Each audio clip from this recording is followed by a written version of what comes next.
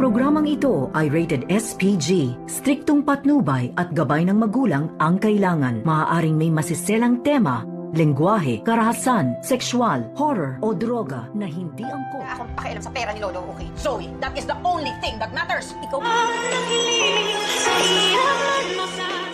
Nagtatalo na naman itong si Moira at itong si Zoe dahil ang gustong mangyari ni Moira, nasasama itong si Zoe upang marinig nito na basahin ng attorney ni Don Pepe tungkol sa kayamanan na iniwan dito sa kanila.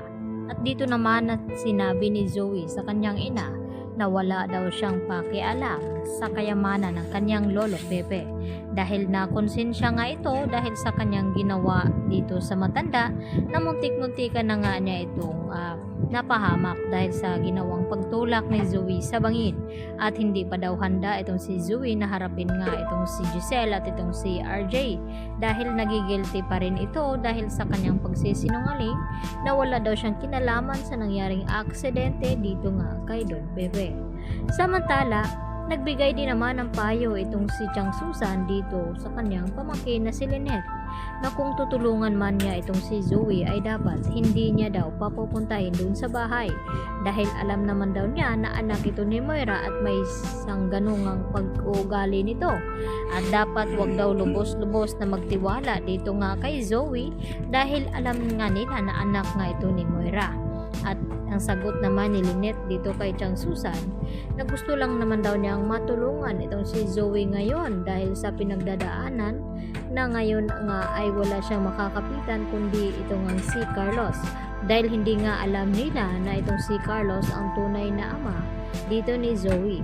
Kaya mas gustuhin nga ni Zoe na makausap ng sarili na nitong si Carlos dahil hindi nga siya makampante ngayon lalo pat palagi pa rin daw nagpapakita at nagpaparamdam itong si Don Pepe dito nga kay Zoe. Kaya agad na sinabi ni Carlos sa kanyang anak na wag daw munang pumunta dito sa bahay ni Lynette baka mabuking pa ang kanilang sikreto na kung bakit nagtatawagan silang dalawa.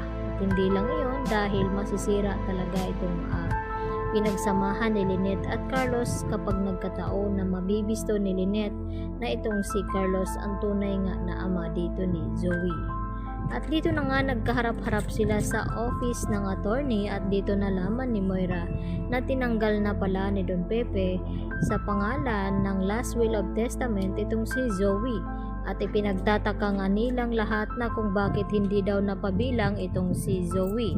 At dito nga nabanggit ni attorney sa kanila na yun nga ay kagustuhan ng matanda bago nga mangyari itong aksidente sa kanya. Dahil nalaman na pala ni Don Pepe noon na itong si Zoe ay hindi tunay na anak ni RJ at wala ngang dugo na tanyag kaya wala itong karapatan na magmana sa kanyang mga ari-arian. Kaya ang unang binasa ng attorney na ito ay ito ngang si Annalyn na magmamana dito sa last will of testament na naroon nga sa Cebu na mga ari-arian ng matanda. Kaya agad naman na inalmahan ni Moira na hindi daw siya makakapayag. Kaya nalaman din nila lahat ngayon na itong si Zoe ay hindi pala tunay na tanyag dahil sinabi pala ni Don Pepe dito sa kanyang abogado ang dahilan na kung bakit hindi niya bibigyan ng mana itong si Zoe dahil sa pag-akala na anak nga ito ni RJ. Subalit ay nagkamali nga sila dahil ngayon ay malalaman na nga nilang lahat dahil dito sa DNA test na pinagawa nga ni Don Pepe sa kanila na hindi nga tugma itong DNA test result dito ni Don Pepe at dito ni Zoe dahil hindi nga ito compatible. At nagulat din itong si Annalyn sa kanyang mga narinig mula sa ipinamana nga dito ni Don Pepe sa kanya kahit alam niya na anak siya sa labas. At patutunayan naman ngayon ng attorney na ito na itong si Annalyn ang tunay nga ng tagapagmana ni Don Pepe. Kaya yan po ang ating pagkatutukan maya-maya ng konti. Dito lamang yan sa abot kamay na pangalan.